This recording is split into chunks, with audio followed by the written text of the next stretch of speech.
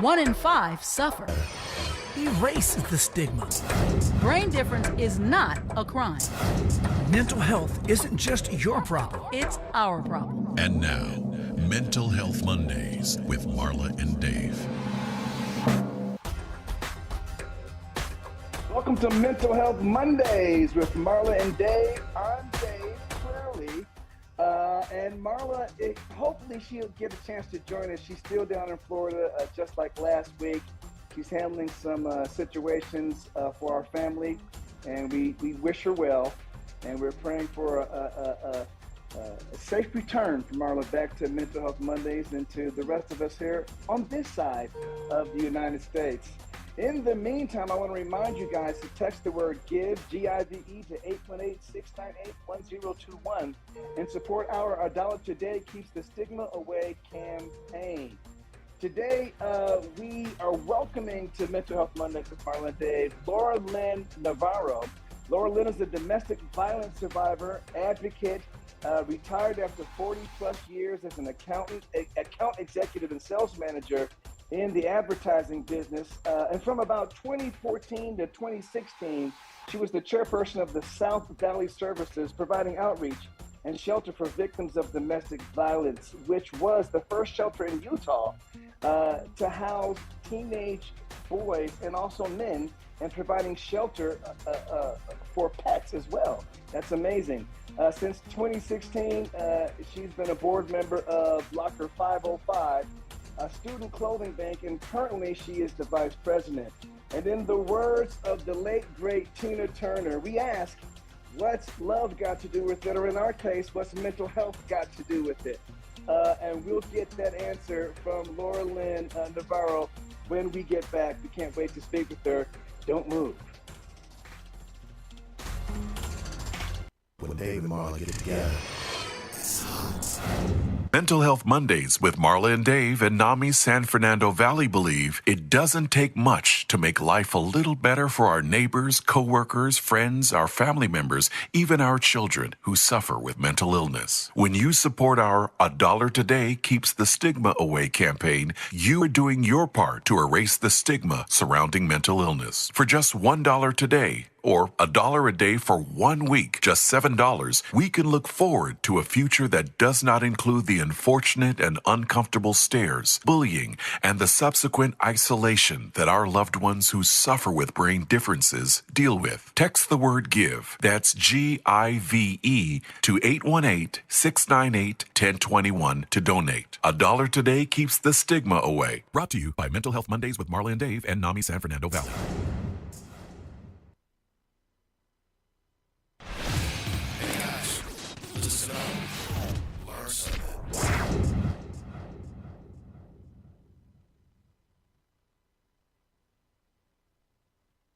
With Marla and Dave, Laura Lynne Navarro. Laura, Laura Lynne, or do we call you Laura, or do we call you Laura Lynne?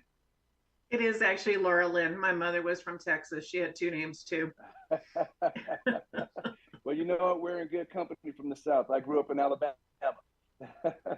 See, you're a man that would understand two names. Yeah. Exactly. I'm used to the two names. As matter of fact, my mom calls me all my brother's names, and sometimes my sister's name as well before she gets to me. So there you go. So I was saying and I was saying it sort of lightheartedly, but we all know when I mentioned what does mental health have to do with it, as I referenced Tina Turner, we know that during the 80s, she was one of the first people who was publicly dealing with, I shouldn't say one of the first, but a very popular person throughout the 80s dealing with being a victim of domestic violence and surviving that. And her story was so amazing how she came out on the other side. But a lot of people don't know that she was an amazing advocate, and she counseled many people who were victims of, especially women, of domestic violence. So let's start there. What does mental health have to do with it? And I can say, I can think of a few things as to why someone would cycle back into an abusive situation, or seemingly from the outside, for those of us who aren't as educated or who haven't dealt with this issue. seemingly staying in a situation where it would seem to be just a decision, I got to get out of here. But there's so much more to go that comes with that, I'm sure. So let's start there. What does mental health have to do with the subject of domestic violence?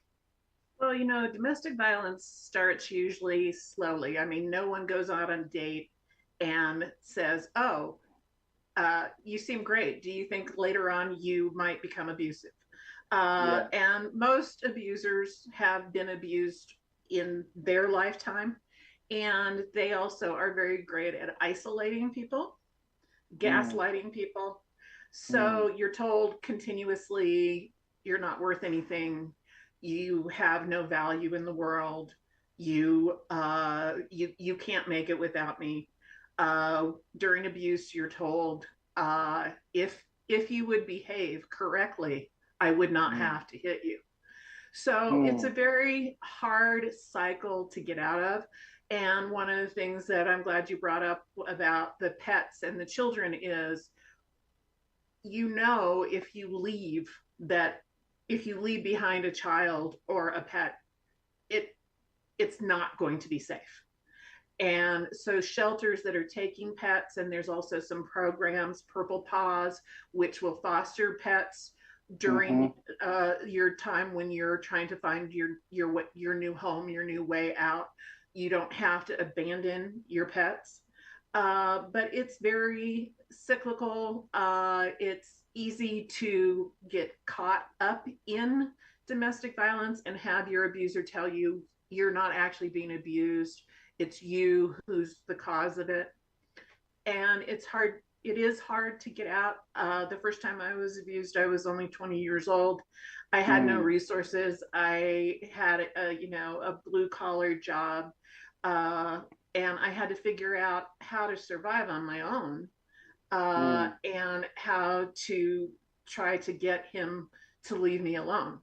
And I learned very early on, restraining orders are what the police describe as a good clue. So when we find your dead body, we know who to look for. But I learned firsthand that if you call the police, it's probably going to take them a very long time, because they're in danger when they come to a domestic violence call.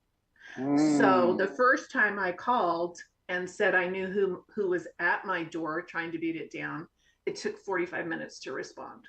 The second time, when I said I had no idea, it was 8 minutes response time. Wow. And one of the things that I was really proud of working on in Utah was a huge project that we took to the legislature to get funding for, which was a program called Lethality Assessment Project.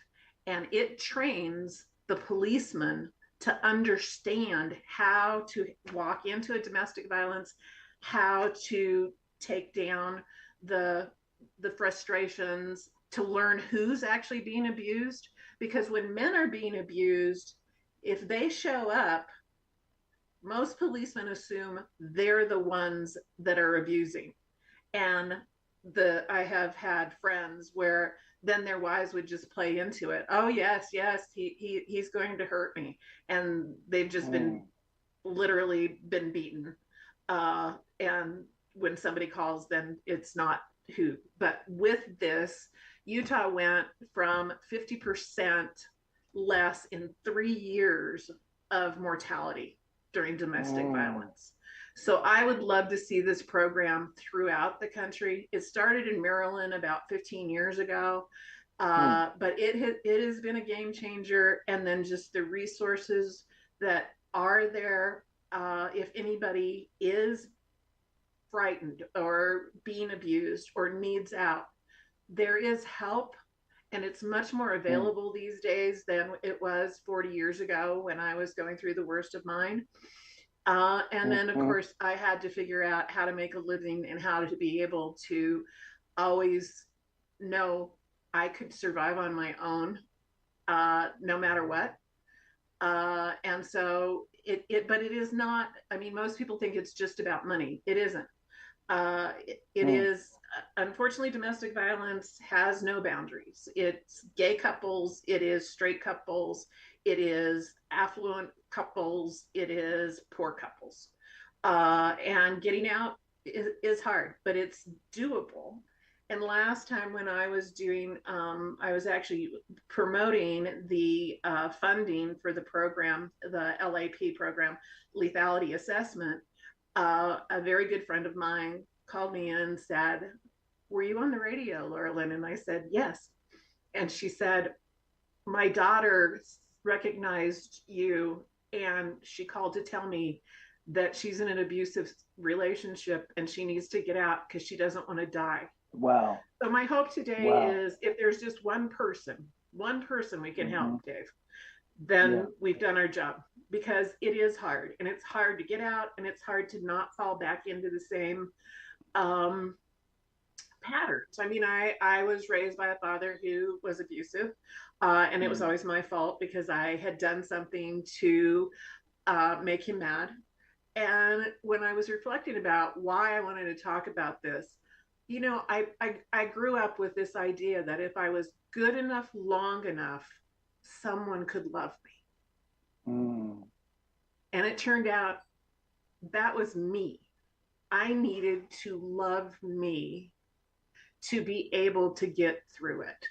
I didn't need to find someone who was going to have all of these craziness in my life. I just needed to love me.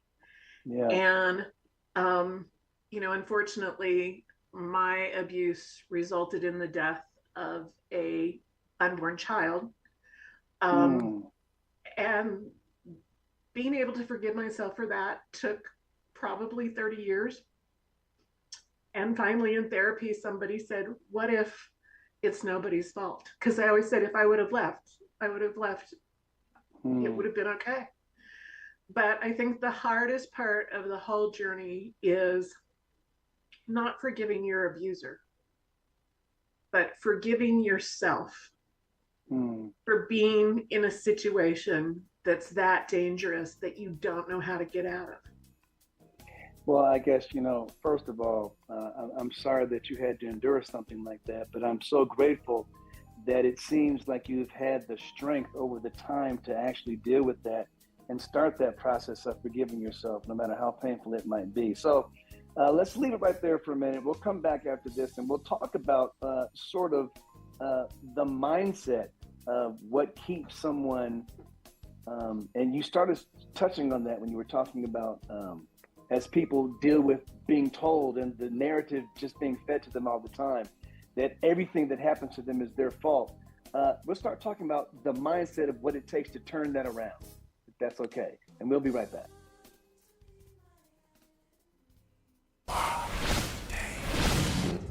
It's time for the Mental Health Minute with Marla and Dave.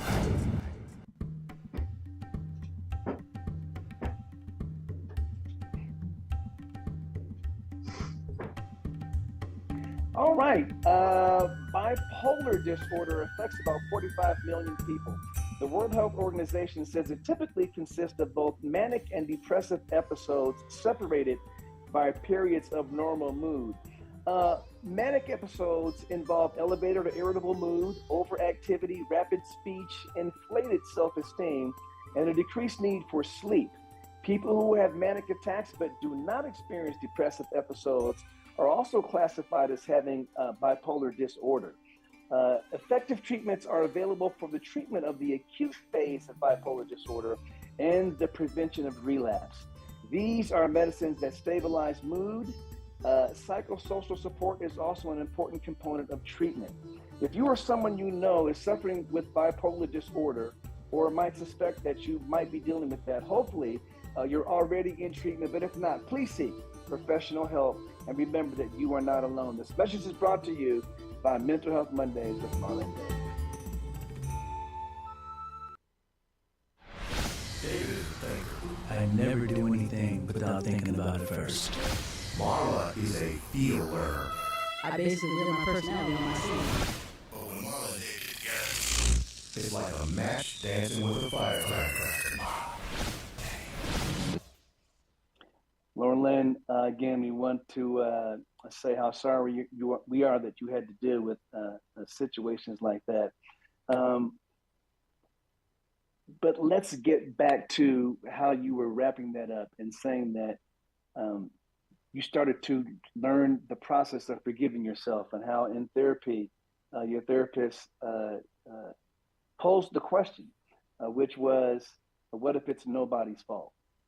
You know, and I would think that would be very difficult, even once you got past that it could possibly not be your fault, but how it could not be the fault of the abuser.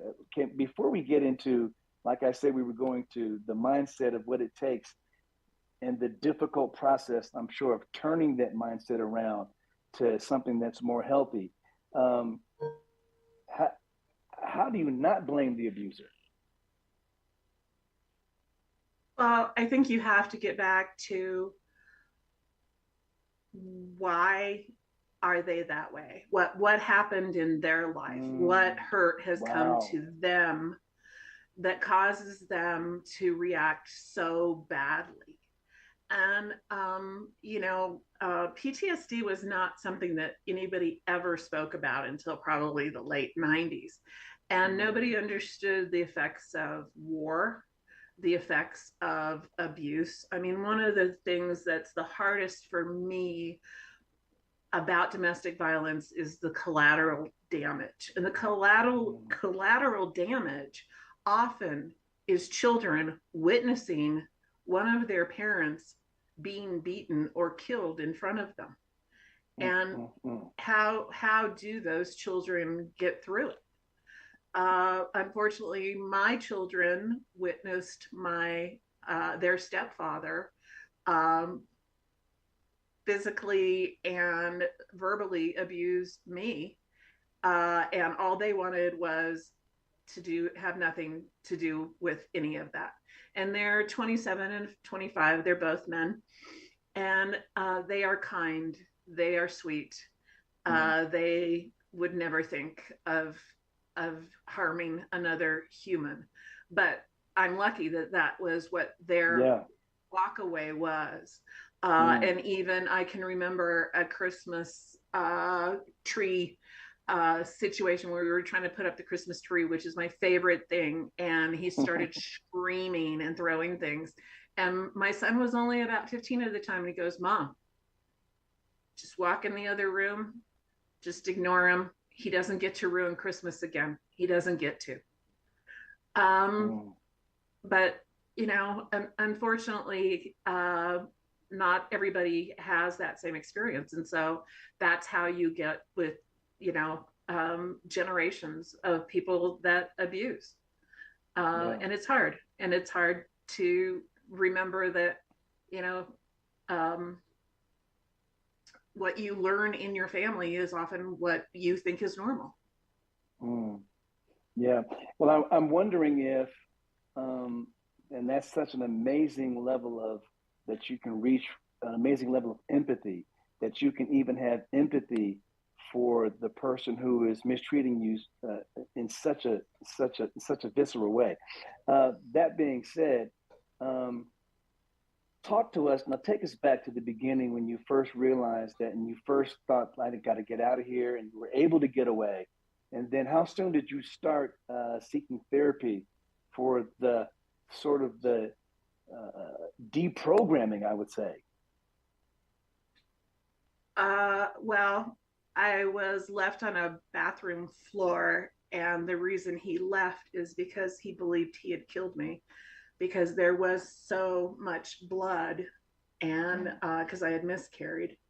And when I woke up the next morning, I was truly in shock, and then just tried to figure out, okay, what, at 20 years old, what could I do? So I found a place to stay. I got the locks changed. I stayed away from the home for a couple days, and then I went back, and I just said I was going to figure out a way to change my life so that I never had to have a man give me money or be in a relationship where I was not able to completely walk away at any time. Now, were there any resources like the great resources that you provide now that you are part of providing for the victims of abuse? Did you have any resources like that at the time, or did you just have to? I did not know of any. I did not know of any. I just needed to figure out how to survive on my own. And one of the things that I did during that, when I was working with that therapist, is she had me look at a picture of myself. So I was probably like 40 years old when I was doing that. And I looked at this innocent 20-year-old girl. I mean, yes, I was a woman, but I was also like a girl. And it was like, well, how could I have expected myself to know what to do? How could I know that you can talk about it? I mean, if you're so programmed to believe that if you would behave, you would not get hit, then you have to figure out, okay, how do I get myself to a place where I can take care of myself, I can support myself, I can believe in myself. And, there were repercussions in my life later when I finally started to disclose about the abuse that I've taken. And I had a person that I thought was wonderful say, well, if you were stupid enough to stay, I don't think I want anything to do with you. I mean, the absolute worst thing that I would imagine could be said, that impacts me emotionally. So I can only imagine. And that being said, that just one of the many reasons why there's such a stigma around speaking out, because of ridiculous statements like that. I'm so sorry that you had to endure that. But now let's start turning the corner and again, one more pivot and start talking about some of the programs that you do provide. I mean, I actually was shocked that there was and I would assume that it would become more prevalent nowadays, shelters that would take in, especially for victims of domestic abuse, which are, most people assume that it's mostly women, but and I would assume that they would be afraid to have men living in the same facility. How does that work out? And I know you mentioned that there was a program that started in Maryland, and now you guys have it in Utah. Do you know if there are any other states that have the program as well?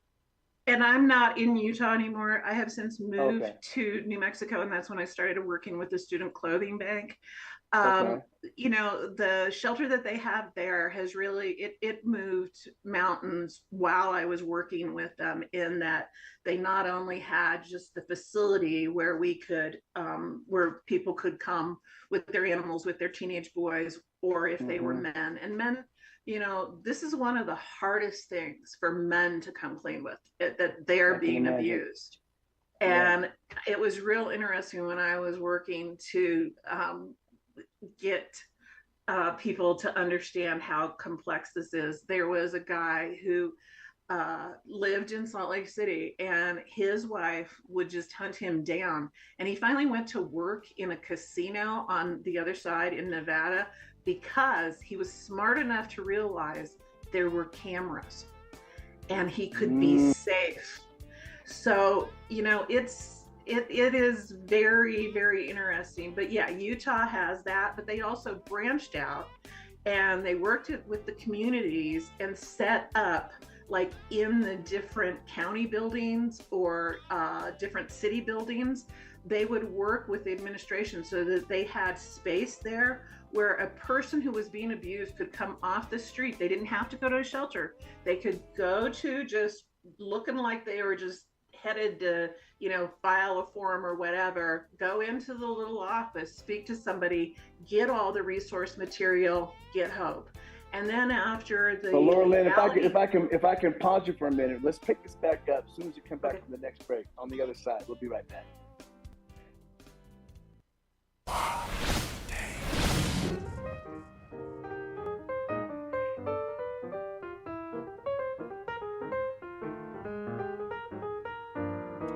All right. Well, that music is an indicator that it's time for the poll question. And though I'm a little tired, do a little poll pole dancing for you. I wish Marla was here. She's a much better pole dancer than I am. But anyway, Laura Lynne, we're going to need your help with this because this is the time that we need your participation. I'm going to ask the poll question that we asked last week. I'm going to give you a chance to answer it as well. And then I'll pose next week's poll question to you and see how you deal with that one as well. So here's the thing.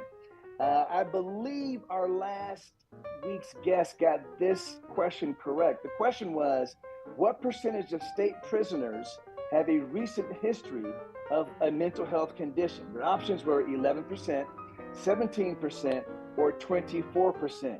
Laura Lynne, what's your guess? 24%. Yeah, ding, ding, ding. I'm actually surprised it's not higher. I'm pretty sure after post-pandemic that statistic might be much higher, as a matter of fact, unfortunately. So everybody got that one correct. The question for next week is, what percentage of adolescents aged 13 through 18 suffer or have suffered from a mental illness? Options are 28%, 39%, or 50%. I'm going to go with 39 because I think it'll probably be underreported. Okay, and it's very a wise way to think about it. But unfortunately, I can't tell you the answer this week because just like the first question, you'll have to join us next week or catch it online to see if you got it correctly. And we thank you and we appreciate you having some fun with us, especially in light of some of the more difficult subject matter that we're talking about. Remember, guys, text the word GIVE to GIVE to 818-698-1021 and support our Dollar Today Keeps the Stigma Away campaign. We're going to get back to our discussion with Laura Lynne.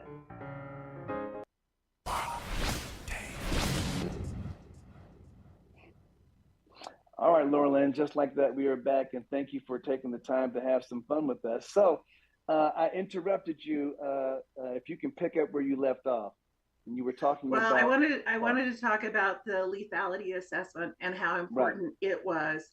And when I was working with South Valley, we immediately had to start raising more funds because when policemen were coming on site trained in domestic violence, they could see the signs that they knew that they needed to get somebody out of that situation in the next 24 hours. So it started with hotel vouchers because there were not enough rooms at the inn for who they were contacting. And that was another thing that programs around the country should be looking at is, okay, when we know that somebody's going to die within the next 48 hours, how do we get them actually out and safe? And was super, super important. And I don't think there's a shelter in the country that doesn't get capacity most of the time, particularly pandemic and post-pandemic. Relationships have been really, really hard in the last couple years. I mean, people are so frustrated. People are so just emotionally distraught that domestic violence is such a huge part of what society is dealing with because people are just unhappy. They're frustrated. They don't know how to express how frightened they are. Yeah, and I guess, I could only imagine, but I'm glad that you mentioned that your goal is to get this program and that education to as many police forces around the country and units around the country as possible. Is there a website that people can start mentioning to actually raise the awareness to try to get that to be a reality?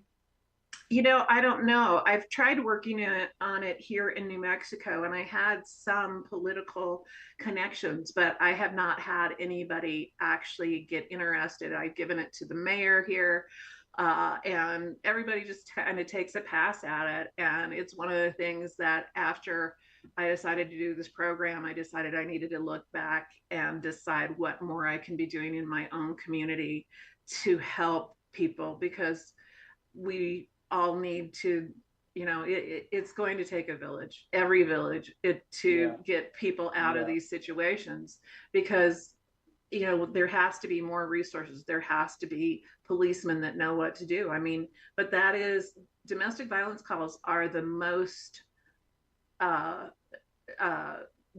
the highest chance of policemen getting hurt, is because I hadn't heard that statistic before, but I can imagine that those are crimes of passion. So you're no telling what could happen at a call like that. If you can give us just some closing words that would wrap up something that someone who might be dealing with domestic violence, some advice that they can actually do to help change their situation right away. Well, we have the internet now, so they can find support and resources. They can be brave enough to tell somebody that they need help, a friend, somebody. And when you receive that news as a friend, don't dismiss it and don't say, well, if you wanted to leave, you could. They're asking you for help. They're asking you to figure out not only how do I escape, but how do I not get harmed later on? How do I keep myself safe? Because abusers are often stalkers, and that's scary. I lived through that, and I really thought that I would probably end up dead. And after being attacked several times, I said to my abuser, okay, if not today, tomorrow, if not tomorrow, the next day, I will kill you. And I don't think I could have, but he finally quit. I finally scared him enough that he was like, okay, I probably need to move on to my next victim. Well, first of all, we're so thankful that you took the time to share such difficult experiences, as well as shed some hope based on the fact that not only how you came through on the other side and built even a stronger sense of empathy, not just for the victims, but also for, I guess, the abuser is also a victim as well in most cases. And so that level of empathy, I believe, and I just am thankful for the fact that it caused you to be able to turn around and say, with the message that you did earlier in the show, that if I can help just one person understand and come out on the other side, it's well worth it. So we thank you so much. Our guest has been Laura Lynne Navarro. Next week, Latina Jackson will be back, and we will see you hopefully next week at 6 p.m. on the West Coast and 9 p.m. on the East Coast. Thanks to everybody. See you next week. Thank you.